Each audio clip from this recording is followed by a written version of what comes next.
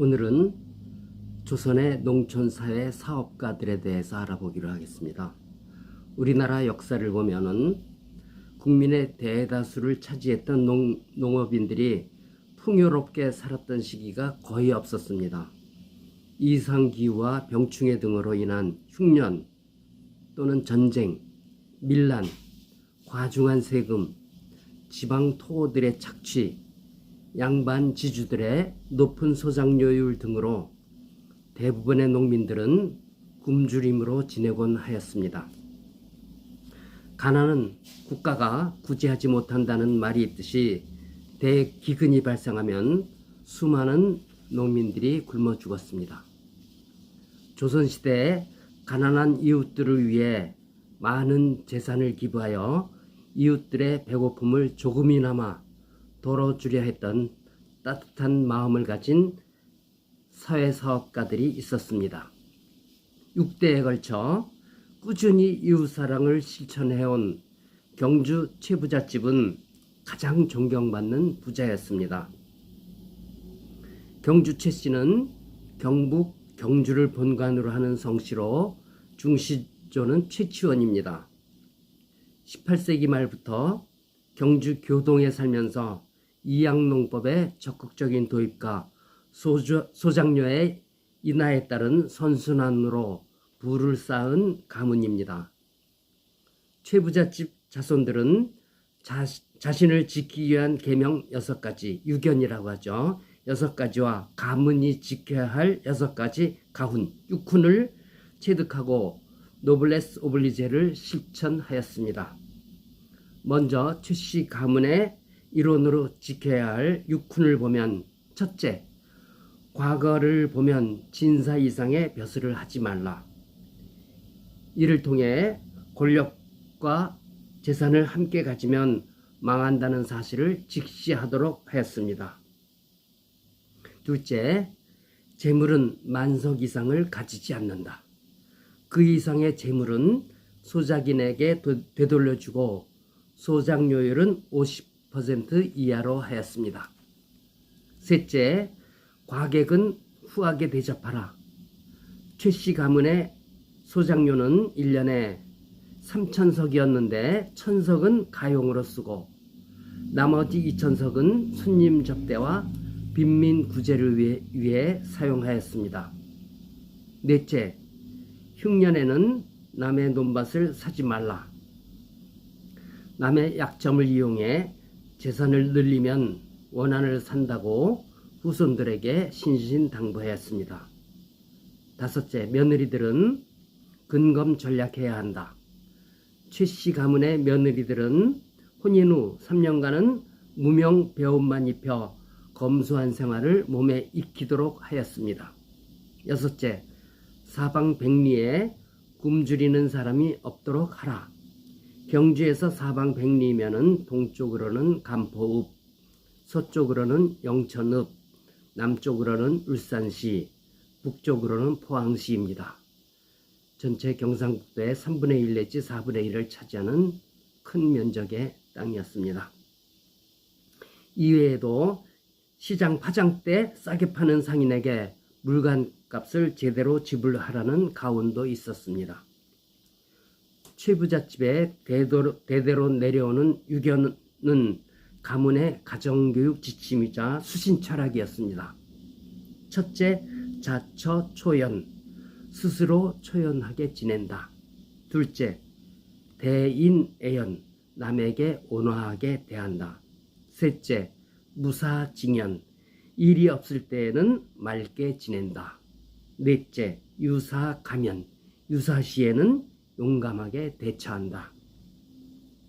다섯째, 득의 다면, 뜻을 얻었을 때는 담담하게 행동한다. 여섯째, 실의 태연, 실의에 빠졌을 때는 태연하게 행동한다. 경주 최부잣집의 마지막 부자는 28대손 최준 선생이었습니다. 최준 선생이 활동한 시기는 일제강점기였습니다. 그는 그의 집에 몰래 묵고 가는 항일 독립운동가와 교류하면서 독립운동을 후원하였습니다. 또한 유명한 독립운동가였던 백산 안희재와 함께 백산상회를 건립하고 독립자금을 제공하였습니다. 2018년에 최부잣집에서 발견된 자료에는 최부잣집의 세부 규율 내역, 독립운동가와의 네트워크, 백산상회 관련 독립운동 후원 내용이 적혀 있었습니다. 최준 선생은 해방 이후 대구 지역의 대학교, 현재 영남대학교죠, 설립에 거액을 기부하고 나머지 재산은 모두 사회에 환원하였습니다. 1700년대는 전 세계가 소빙하기에 접어든 시기였습니다. 조선도 매년 냉해로 농작물이 제대로 자라지 못해 기근으로 시달렸습니다.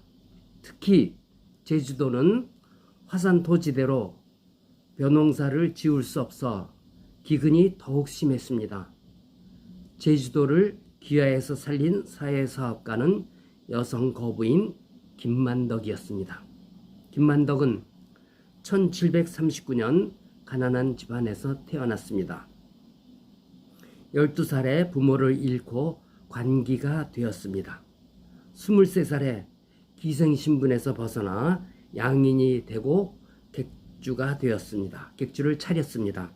객주란 상인들의 물건을 대신 팔아주거나 상인과 상인 간의 거래를 도와 돈을 버는 상인입니다.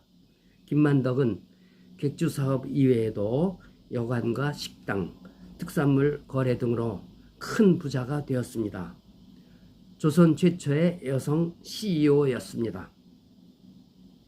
제주도는 여러 해 흉년이 지속되고 전라도에서 오던 구호식량 운선 선박이 침몰하여 굶어 죽는 백성이 속출하였습니다. 특히 종조 18년 갑인년 흉년에는 제주 백성 3분의 1이 굶어 죽었다고 합니다. 김만덕은 전 재산을 풀어 긴급 구호식량을 사들여 제주도 백성들을 살렸습니다. 그가 살려낸 백성이 1000명이 넘었다고 합니다. 정조는 김만덕을 한양으로 불러 크게 칭찬하고 의녀 반수라는 벼슬을 내리고 그의 평생 소원인 금강산 관광을 도와주었습니다. 김만덕은 여행을 마치고 제주로 돌아온 후에도 전과 다름없이 장사를 계속하면서 자선사업에 힘을 쏟았습니다. 김만덕은 1812년 세상을 떠나기 전에 남은 재산을 전부 사회에 환원하고 기부하고 제주의 백성들에게 골고루 나누어 줬습니다. 그는 제주도민으로부터 존경과 사랑을 받은 만덕 할망이었습니다. 그의 비문에는 행수 내의녀 김만덕 지묘라고 적혀 있습니다. 조선시대 여성의 묘비에는 누구의 부인, 누구의 딸, 누구의 며느리로 표기하고 남성을 앞세우는 것이 일반적이었지만 그의 묘비에는 당당하게 자신의 이름과 직함, 삶의 행적이 적혀 있어 역사적인 의미가 있습니다. 김만덕의 위패를 모신 포충사에는 그의 무덤이 있습니다. 현재 제주도에는 그의 정신을 기리는 김만덕 기념사업회가 설립되어 있습니다. 전남 구례군 토지면에는 운졸이라는 조선시대 양반 가옥이 있습니다. 이 집은 단순한 상류 양반층의 집이 아닙니다. 이 집은 타인능해라는 쌀 뒤주로 유명합니다. 타인능해는 쌀이 필요한 사람은 누구라도 뒤주를 열고 언제든 쌀을 가져갈 수 있다는 뜻입니다. 가난한 사람들이 주인의 눈치를 보지 않고 쌀을 가져갈 수 있게 설치한 뒤주가 타인능해였습니다. 운조리는 영조 52년 1776년 나간 군수를 지낸 류이주가 지은 가옥입니다.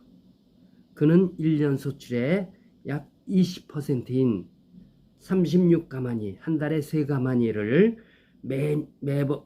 매년 주변의 극빈층을 위해 뒤주에 담았습니다. 그는 가난한 이웃들이 끼니를 잇도록 음덕을 베푸는데 부끄러운 마음이 안 들도록, 가난한 사람들이 부끄러워하지 않도록 세심하게 배려하였습니다. 그는 쌀을 가져간 사람을 누구도 볼 수 없는 곳에 쌀 뒤주를 놓았습니다. 가난한 이웃들은 쌀을 가져가지는 않았습니다. 꼴이라도 베어와서 뒤주 옆에 두고 쌀을 떠갔다고 합니다. 나름대로 성심성의껏 보은하였습니다. 뒤주 옆에는 항상 꼴이 그득했습니다. 해방 이후 6.25 전쟁과 휴전이라는 사회적 격변에서도 운조리는 조그만 피해도 없었습니다. 인근의 대지주 저택들은 남아난 곳이 거의 없었습니다. 류씨 주변의 따뜻한 마음과 오랜 적성이 운조리를 살린 것입니다. 조선시대에도 사회적 신분과 관계없이 가난한 이웃들을 위해 전 재산을 아낌없이 바친 분들이 있습니다. 탐관오리들의 잔악하고 탐욕스러운 행위를 고발하는 것 못지않게 사회적 선행을 베푼 따뜻한 마음을 가진 선조들의 역사도 널리 알 필요가 있습니다. 오늘은 따뜻한 마음을 가진 우리 조상들의 행적을 살펴보았습니다.